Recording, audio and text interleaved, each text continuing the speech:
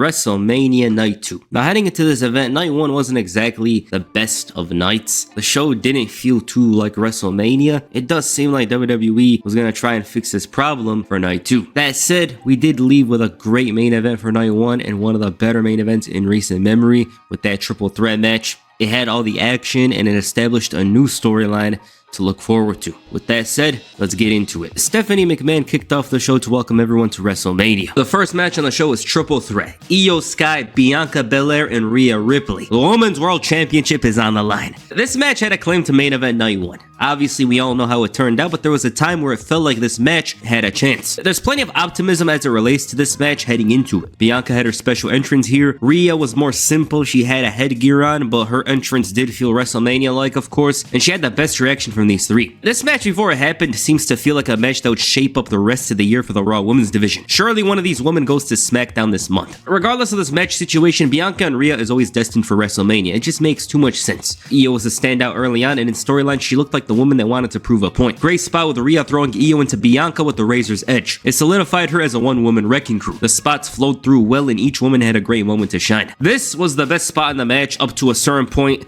later on for me. When this moment here happened, I just knew Io would be my favorite in the entire match. She was woman of the match for certain. But then Bianca just pounced her like crazy. It was incredible. Riptide, still not enough. The match felt super intense up to this point, and it was as if each one of them believed that would be the match. Like whatever move they hit would win it. This crowd was going insane, and we had a WrestleMania on our hands. This is WrestleMania, not whatever the hell that fraud-ass show was yesterday. Belair was vicious and at times emotional and frustrated. She was way more aggressive than she had shown in last year. This moment here was cringe, to be honest. I felt a sense of discomfort here when Rhea flipped her over and dropped her on the turnbuckle. Belair and Rhea had this super intense battle, a battle where one mistake would end it. And it was Belair with her aggression that found an opening. KOD, but Sky flied in the air with a moonsault to steal the match for the win. Okay. I can't recommend this match enough.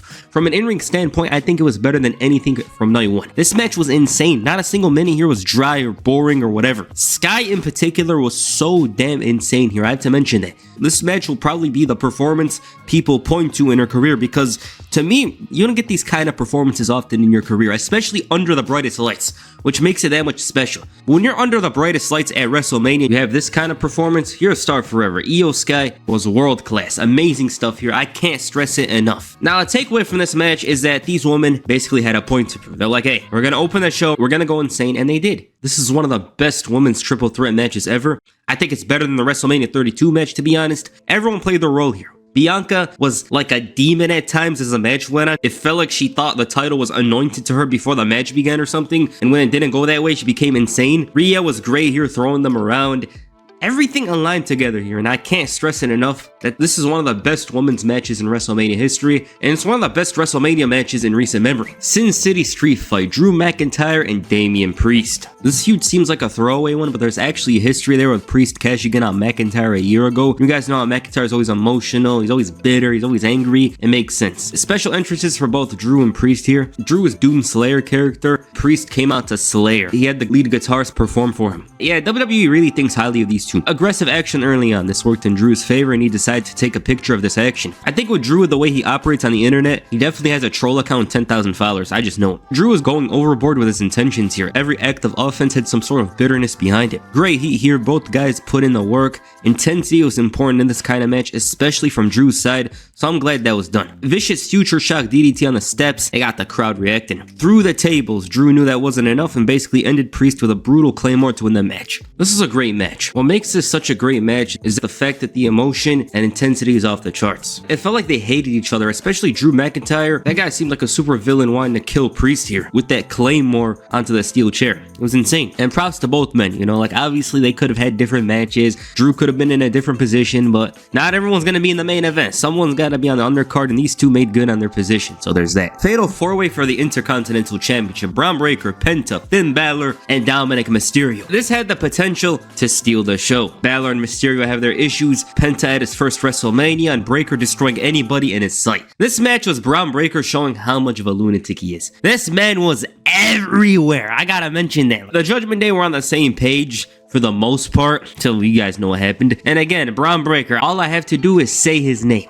This man couldn't be stopped. Dom was a sneaky bastard. Penta did what he did best for the last 3 months. being a showman and all that, but watching this, Braun Breaker was presented in an incredible way, as if he's the man to watch out for this year. Carlito was causing too much trouble for his own good. You just knew the spear was coming, and I was laughing my ass off when Breaker caught him. Everyone gets their moment here. They get to hit their moves. Mexican Destroyer, Spear, coup de grace, but it was Dirty Dom, Dominic Mysterio, who stole the win. Dom stole the win, much to the dismay of Finn Balor. He was super upset that it had to go down like that, and it's clear that they're telling a long-term story here with the end of the Judgment Day. Maybe Balor does get kicked out tomorrow night, but just want to say the man of the match of this match is Braun Breaker. No doubt about it for me. Breaker was absolutely incredible here, and it's something that is very important to mention. It felt like he was levels above these guys in terms of card positioning. It showed a lot here, but yeah, this is a great match. Flowed by well, very enjoyable. We got to see a lot with these guys, and I'm actually glad it turned out to be a fatal four-way. You know, like I thought Braun Breaker and Penta would be a good match on its own. I'm actually glad they added Dom and Finn here. It adds to the story, and seeing Dirty Dom steal the title was a cool moment. Randy Orton faces a mystery opponent. Orton was supposed to face Kevin Owens in a great potential match, but Owens is out indefinitely. So we had to see a mystery opponent. Now WWE hyped up this mystery opponent by playing a video package of Randy Orton's history at WrestleMania.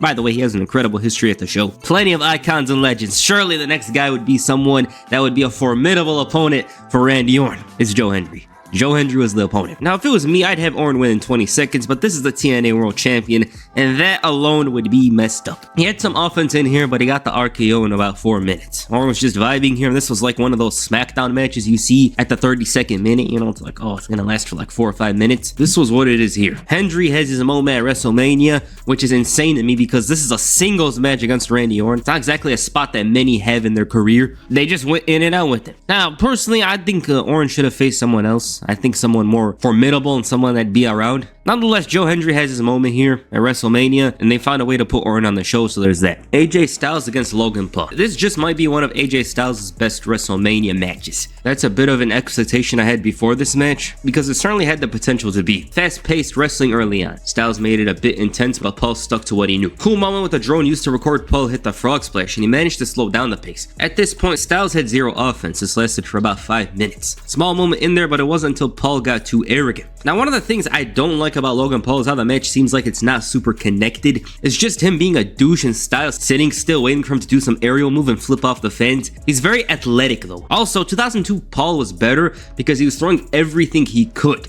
That's the thing I noticed about old Logan Paul compared to now. He had this like sense of urgency to like put on a show and all this, but they probably told him to slow it down because that's what a heel should be. There's a difference with him then and now. He's got to wrestle that slow heel thing that I despise because not everybody has to wrestle the same way. Spot monkey Logan Paul, who was jumping all over the place 3 years ago, would have made this a better match. He was dominant here with Styles during some parts of the match, putting up nothing. He hit the Styles clash, but since he wasn't AJ, he didn't hit it right and Styles hit one of his own. One of Logan's guys came out and Karrion Kross came to the rescue. He's been somewhat involved with the story and has been wanting to corrupt AJ. This basically showed that Kross was right because AJ messed up on the phenomenal forearm and Paul took advantage to win the match. Decent match. It's not much to talk about though because he might have saw this match on Raw before. That's what it felt like. This was basically a pure Raw match, and one of the things I didn't like about it is how it didn't have energy. It felt like Logan Paul dominated for far too long with Styles having far less offense than you'd think. I think this should have been a battle, not necessarily a war, but a battle where it basically tests Logan Paul. Didn't turn out to be that way. He just dominated for the most part and beat him up. Had one mistake and got saved by Karrion Kross, who distracted AJ. It's not a match you'll really care about. I was hoping Styles would win here, but they're trying to tie into the whole Karrion Kross thing where he's basically playing devil's advocate, and if you don't listen to him, something bad's gonna happen to you. So there's that, but this match should have been done entirely different from when the bell rang. Because if it was, I think it would have been much better. Liv Morgan and Raquel Rodriguez defend the tag team titles against Lyra Valkyria and a mystery opponent. Bayley was attacked before the event, which I thought was messed up. She was planning to be in this match. Or maybe they told her beforehand, but it's not a good position to be taken away from. That's all I'm gonna say. Lyra's partner wasn't hyped up much, but it was the returning Becky Lynch. She got an incredible reaction here. She looks very healthy and driven. Fans went crazy, of course. Becky Lynch is a much needed asset to the Raw Women's division. She's a much needed asset to the WWE Women's division. This is her first appearance since May of 2024. Her last appearance was actually against Liv Morgan, ironically, so their story somewhat ties into this match. The match was a basic tag team match. Lyra was isolated, Becky comes in for the tag, and when she came out, I thought it didn't bode well for the champion's chances. They tried to make the most with the time given, and some of the action was solid, but ultimately we all knew how it was gonna end. Becky Lynch and Lyra Valkyria on top. They scored the victory here, and I do wonder how do they go about the Bayley storyline. Maybe she could become bitter over Becky replacing her and turning on Lyra afterwards. I don't know, but we'll see. Glad to see Becky back and in action once again. Bro, Stone Cold crashed his ATV into the LED board. And the main event, Cody Rhodes defends the undisputed WWE Championship against John Cena.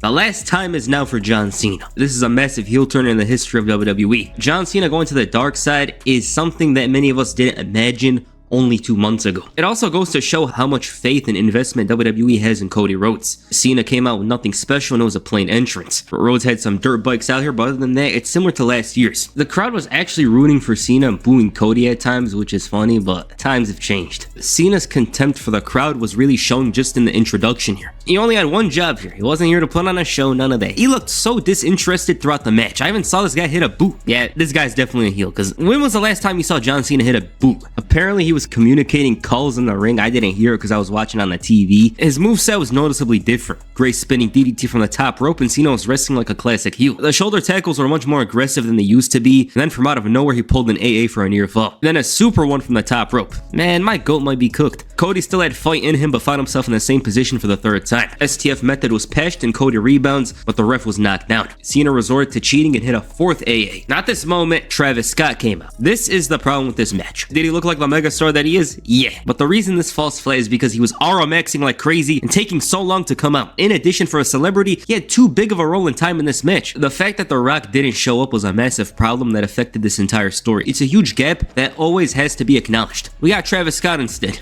Does he have the wrestling ability like The Rock? Hell no, this guy's just a rapper. But it's all about the celebrity influence. Now, I actually like Travis Scott, but his moment in that match was too long. Cena manipulated Rhodes, who looked silly, but it also calls back to the story of how Cody wouldn't abandon his morals. I would have liked to see him be smart just in that moment, take away the title but hit a crossroads, because him falling for that trick was very cookie cutter. Cena's character work was the best part of this match for me. He's most likely going to become a much more versatile heel. That's the best takeaway for this match for me, but man, if Rock didn't show up and do all that nonsense, this would have been better served. He's the pulse of this story, and to me, and many other people, I know some of you guys agree with this, he makes or breaks the story because he has a big influence in it. With that said, Cena's heroic acts officially died tonight as he broke all the rules to become a 17-time world champion. Good moment, but I think in some ways, Cody should have pissed off Cena so much to the point where he brutalized him for the win. I don't know if that's WrestleMania 17 talking, but we're not booking the show. TKO gotta make some space for Travis Scott and co, but John Cena's won his 17th world title, and he did it in the worst way possible. In storyline. The way they did it as well, booking wise, wasn't that good to be honest, but it happened. The match was weird because I enjoyed parts of it, and honestly, I didn't really see people talk about it. I really like John Cena's heel work.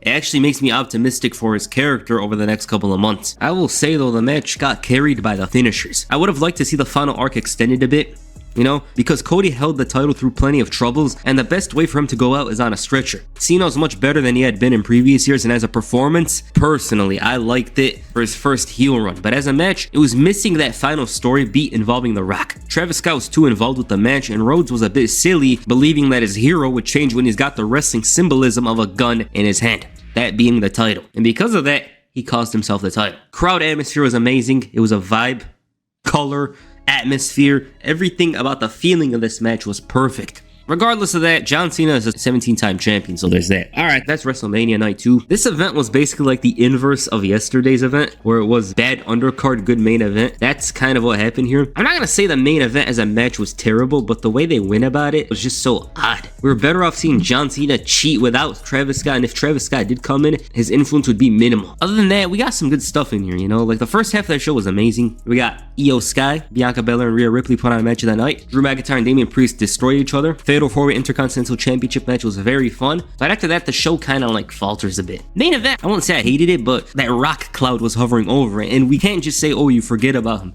He literally initiated the whole heel turn. He's the one that basically said that he wanted Cody's soul and all that. The match got harmed because of it. What if people excused the whole Travis Scott thing if Rock came out the end? I would say so. There was still complaint anyways, but it would be a logical conclusion to Cody's title reign. Good first half, not so good second half. Alright, what you guys think of WrestleMania Night 2? Please comment down below, and that's it for this video. Make sure you hit the KOD on the like button and perhaps the AA on the subscribe button. Peace. I'm out.